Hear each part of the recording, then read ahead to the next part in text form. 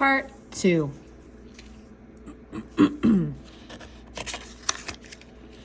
Part 2. Single file, line up here and board the train. Train departs in 10 minutes. Move it.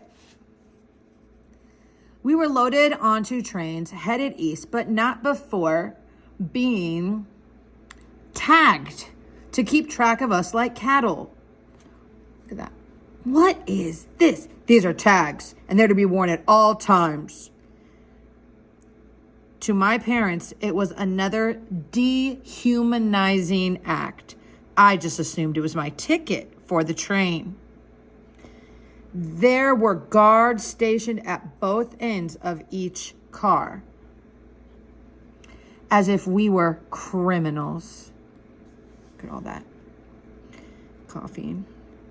Daddy, where are we going?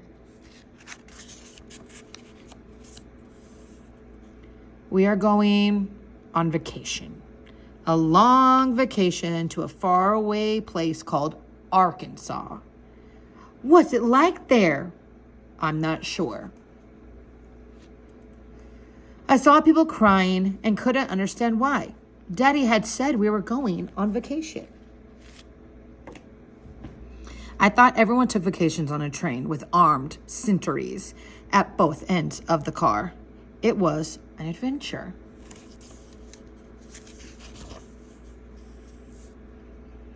Whenever we would approach a town, we were forced to draw the shade. We were not to be seen by the townspeople. My brother and I were innocent children, not fully comprehending our situation.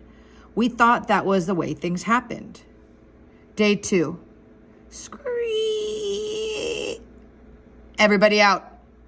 Outside, people.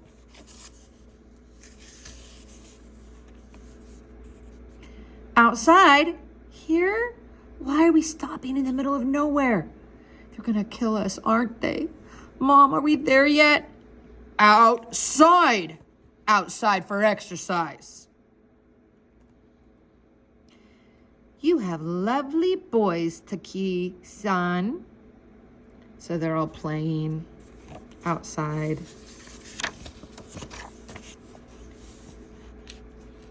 Thank you.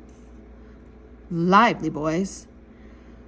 Through my child's eyes, Daddy always seems to be in command at any given situation. I can only imagine what thoughts were passing through his head in that moment as we were leaving our former lives behind and venturing towards an unknown future.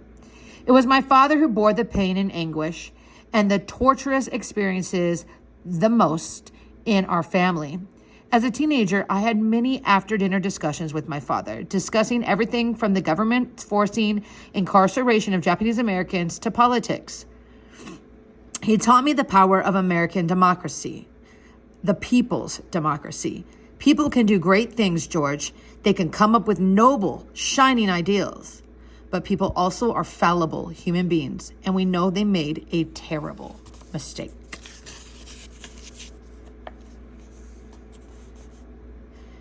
Giggle, giggle. All right, everybody back on board. Exercise break over. Back on the train.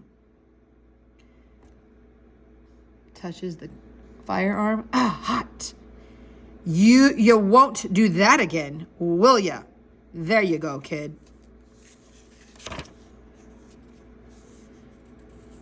Mama offered each of us our very own canteens of water. At that time, I thought nothing of it as I enjoyed the sips of lukewarm water we were periodically treated to. In actuality, my mother, with her obsessive concern over our well-being, had brought them because she had worried about the quality of water on the trip. Boredom was another foe Mama was determined to fight. I had glowing recollections of our wonderful bag of goodies that made the trip an unforgettable ride. She had selflessly stuffed her limited luggage with special treats for us. This made for 2 starkly different journeys. One, an adventure of discovery, and the other, an anxiety-riddled voyage to a fearful unknown. Mama kept herself preoccupied at all times, unwilling to surrender to an anguish of what she was unable to control. She takes it just fine. and cleaning up after Henry, who got motion sickness, or waiting in line with me for the bathroom. Mama was not going to allow anything, not even the United States government, to affect her family's well-being. I remember her obsessive concern and my father's melancholy. But they are dusty, peripheral remembrances. My bright, sharp memories are of joyful times, games, play, and discoveries. Memory is a wild keeper of the past, usually dependable, but at times deceptive. Childhood memories are especially slippery. Sweet and so full of joy, they can often be a misrendering of the truth. For a child, that sweetness, For a child, that sweetness, out of context and intensely subjective, remains forever real. I know that I will always be haunted by the larger, vaguely remembered reality of our circumstances surrounding my childhood. Everyone has a tag.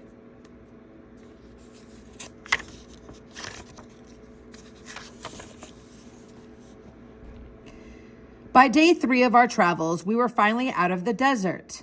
Shades down. Pull the shades, people. You know the drill. Everyone keep quiet until we start to move again.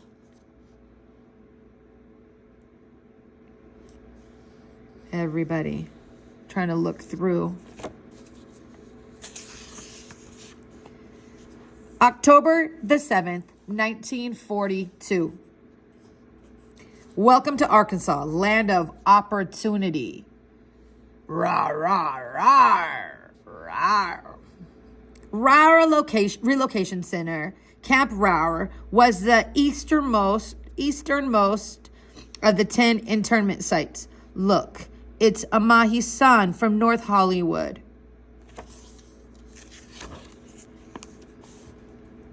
Soon we were lined up under the hot and heavy Arkansas sun.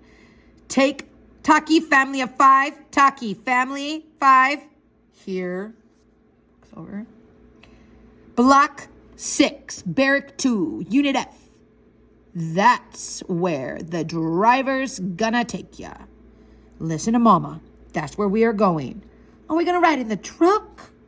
They rode in the truck. More barbed wire. Camp Rawr had 33 blocks. Each block was designed to house 250 people. At its peak, Rawr was home to nearly 8,500 Japanese Americans. Daddy, this is Block 6. Your houses are located in one of the following. I'm going to find our barracks. You boys do as Mama says. Caw-caw. You know what that sound is? No, what is it? Dinosaurs are out there. A what? A dinosaur, dummy. Don't you know about dinosaurs? They're great big monsters that lived millions of years ago. And then they died. They died? Then how come we hear them out there? Well, the only place they didn't die is right here in Arkansas. That's why they put the fence up, to keep them caged in. Okay, I found 62F.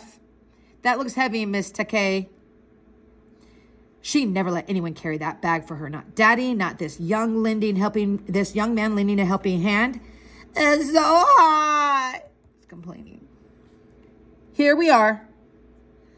Whoosh. I'll never forget the heat that poured out of that cabin when Daddy opened the door. It steamed like a furnace. Thanks for your help, friends. It's too hot inside. Wait here while I open the window. Let's get fresh air in there for a while, and then we'll go in. Even after waiting, when we finally went inside, the air was still heavy and boiling. Don't touch it. It still might be hot. Here. What will we sleep on? They're distributing army cots on the other side of the block. I'll get someone to help me carry them. It's hot in here. Thanks for your help. Don't mention it. We hear through the walls. We have no privacy. I guess that's the way it's gonna be. What do you think of that. 57. She saved the biggest treat for last. Sewing machine. You brought that. I not want to leave it behind. And children going to need new clothes. You knew this was forbidden. I know that children will be needing new clothes. Ha ha ha ha. And you knew that was forbidden. I didn't really understand what was so funny, but I do remember that to us kids, that sewing machine was a big, heavy, crushing disappointment. Setting up our new life in RAR immediately became priority number one. Mama began the impossible work of making a home for us out of the roughened single room. She ran up curtains made from government fabrics. She used strips of discarded rags to braid together colorful floor mats. About the only thing that Mama didn't have to do was cook, but to her that was not a relief. The kitchen was one more aspect of caring for her family that she was being denied, one more loss. I realize now that besides comforting us, perhaps everything she did was also her own statement of defiance. That might work. Seems like solid material. Our journey to RAR, Daddy seemed tortured with personal anguish. But once in camp, he threw himself into being part of the community. Think this is enough? From the outset, Daddy helped other families move in. We can get you set up this way. Those can go here, volunteering for whatever brigade was needed. He became more acquainted with the histories behind the people of Block 6. There was Mrs. Takeshi, who had 4 children. I love you. Her husband had been arrested for being a Buddhist minister. Also, we met Yasuda family. Mr. Yasuda had been taken by federal agents. But I have committed no crime. I'm just here to educate these students for being a Japanese language school teacher. Mrs. Takashi and Yasuda were both separated from their husbands without any formal charges. Their husbands' only crimes were that they occupied highly visible positions with the Japanese American community. There were people from many different communities up and down California and a few from Hawaii. There was Issy, which is first generation, who had come to America from Japan. And then Nissi was second generation, who were born in this country. And even Sansi, third generation, and the children of Ninsi people and parents. They were fishermen and farmers, shopkeepers and professionals. They were so diverse and also different, and yet we were all the same. We were all Japanese Americans. We were all in Block 6 at Camp RAR. That was our common denominator. Daddy felt keenly that we needed to forge a community together. Fawoosh! The camp land used to be swamps, and when the rain came, they came in force. I need to use the latrine, but I don't want to go out in that. Swack. I don't know whose idea that was, but before long, the men were in the roads. Make sure that place is secured. Likely to see a lot of traffic to the mess hall, nailing together scraps of wood to build makeshift boardwalks. It was no work of art, but it sure was helpful in navigating the wet, messy roads. This is unacceptable. But problems and complaints were inevitable. We need more privacy. Someone must speak with the guards. And they immediately started cropping up.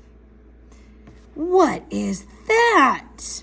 I cannot eat that. There was a clear need for someone to be a representative of our community. And though he didn't think of himself as a leader, Daddy knew that he was uniquely qualified for the task. Congratulations. I'm sure you will represent our block well. Thank you. Daddy spoke English and Japanese fluently, therefore he could speak directly to both sides. At 39 years old, Daddy bridged the gap between the community elders and the youngest American-born Nasi. Mr. Take, thank you. There is so much to discuss. Most of all, he actually felt the needs of those around him. His experience earned him credibility, but he was still young enough to relate to those in their teens and 20s. He willingly accepted the responsibility of serving as block manager. Please, one at a time. To help manage his workload, Daddy enlisted the help of a secretary.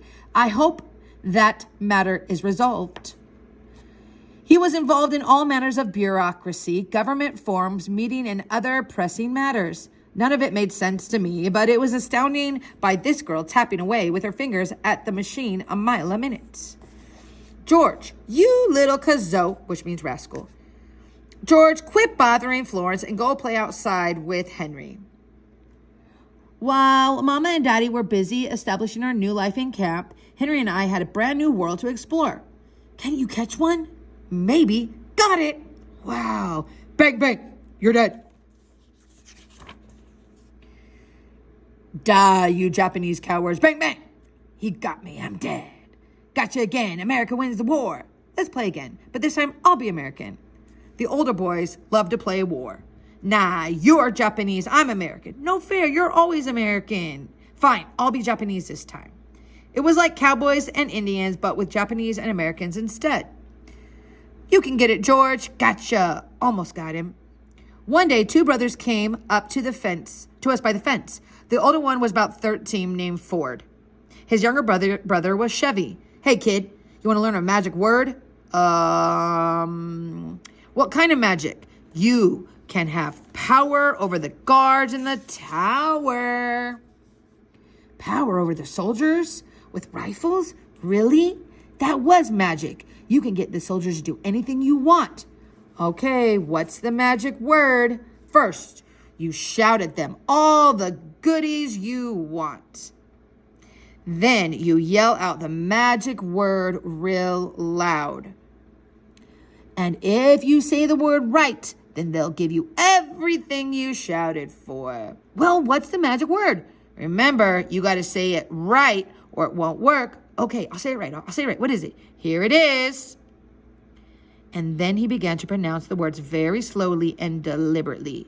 Sakana Beach. Sakana Beach. Sakana, it means fish. Sakana Beach, what's magical about fish beach? Remember, you have to say it just right. Well, how do I have to say Sakana Beach? You have to say it real fast, and you have to say it real loud. It's important to say it fast. Okay, so if I shout at the guards all the things I want and then say Sakana Beach real fast, right? You'll get bubble gum. You stay here. Remember, if you don't say it right, the guards get real mad and they might start shooting. So if you don't say it right, you better run. But it was too late. I was on my way and I wasn't a coward. Bubble gum! Popsicles! Tricycle! They're so confused. Sakana Beach! Why, you little rascal. You little snot. I guess I hadn't said the magic word right. Henry, take my hand. We ran the whole way home. Look at the boys laughing at them. Mama, what's magical about Sakana Beach? Sakana Beach? Magic? Sakana means fish. And beach means Kaigon. No magic. Just Japanese and English all mixed up. That night we asked Daddy if he could help solve the riddle. So I yelled bubblegum, popsicle, and then Sakana Beach. Sakana Beach. Sakana Beach. Sakana Beach. And then he started to giggle. Sakana Beach sounds like very bad words in English. Words a good boy like you would never use. Ford and Chevy and Nakamaya are bad boys for teaching you those words. You and Henry stay away from them. Other people are other people. Our house is our house, Mom said. Yes, Daddy. Good. I didn't like those crazy brothers anyways. It wasn't until much later that I understood the mystery of Sakana Beach, how it sounded, and how in the right delivery it sounded like S-O-B.